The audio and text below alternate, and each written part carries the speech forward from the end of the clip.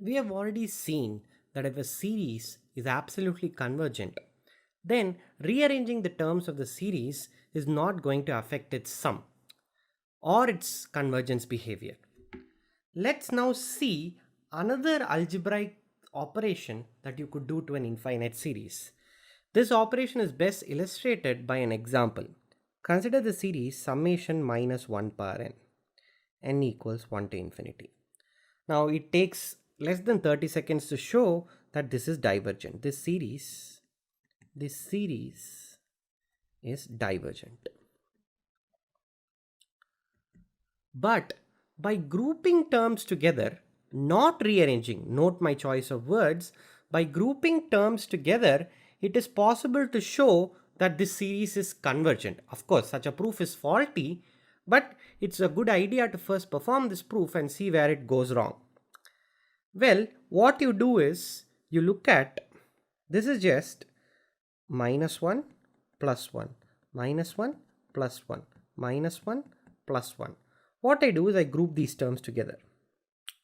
I write this like this, put a plus sign here, group it like this, and you get the general idea.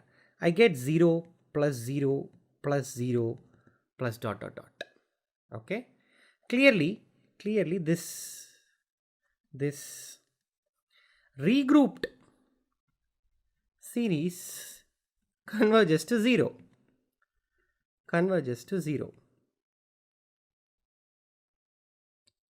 Right? Why does this happen? This is weird. The original series is clearly not convergent, whereas this regrouped series is clearly convergent to 0. What is going wrong? Well, not to spoil your fun, I will just leave it to you to think about this, but let me just give you a hint.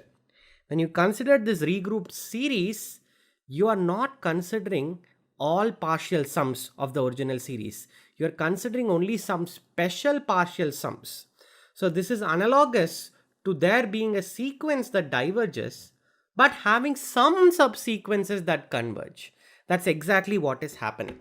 So what I'm going to show now is that if the original series is convergent, then such groupings is still going to maintain convergence behavior. So theorem, let the series summation an be convergent to A, let's say. Okay, then consider a regrouping. Now how am I going to make regrouping precise? Well, that is, consider a subsequence of 1 2 3 dot dot dot. I'm just considering a subsequence of the natural numbers. Okay, call this subsequence, call it nk, and define a1 to be not a1 b1. Define b1 to be a1 plus a2 plus dot dot dot an1. Then b2 is an1 plus 1 plus an1 plus 2 plus dot dot dot plus an2, and you get the idea. b3 is just an2 plus 1 plus dot dot dot an3. So essentially what I'm doing is I have this a1, a2, a3, a4 dot dot dot. A regrouping is just inserting parentheses at appropriate points, right, without changing the order. So I'm just inserting parentheses, doing this addition first, then this addition, then whatever addition comes next, so on and so forth. So that is neatly captured by just considering a subsequence of n and considering a new sequence whose first element is just a12 dot dot dot an1. That is just this. Here the ordering really doesn't matter when you are taking these finite sums, but I'm just writing it in the same order. Okay, and then b2 is just this, b3 is just this, so on. I'm just grouping the terms together, and there is this definition perfectly captures what it means for a for this bk to be a regrouping. Then conclusion, summation bk is also equal to a. So the series bk, now I will not use bk, let me just write bn again.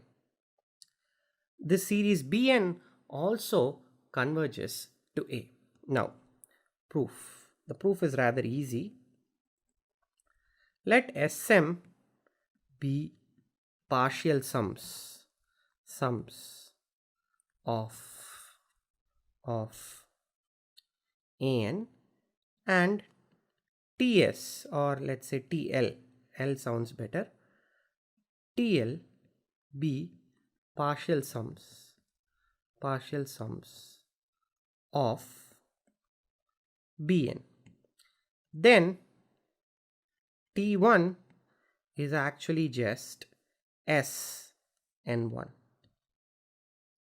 right?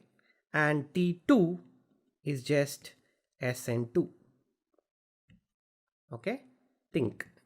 Again, there's nothing really to explain. T1 is just Sn1, T2 is just Sn2 in general. This TL is just SNL, right? So hence this TL is actually a subsequence of SM. Hence proved. Therefore we are done. That's it. Any subsequence of a convergent sequence must converge to the same point. So this was a really short module. What we have now shown is that you don't really require absolute convergence for grouping terms. Just convergence is enough to guarantee good behavior. This is a course on real analysis, and you have just watched the module on grouping terms of an infinite series.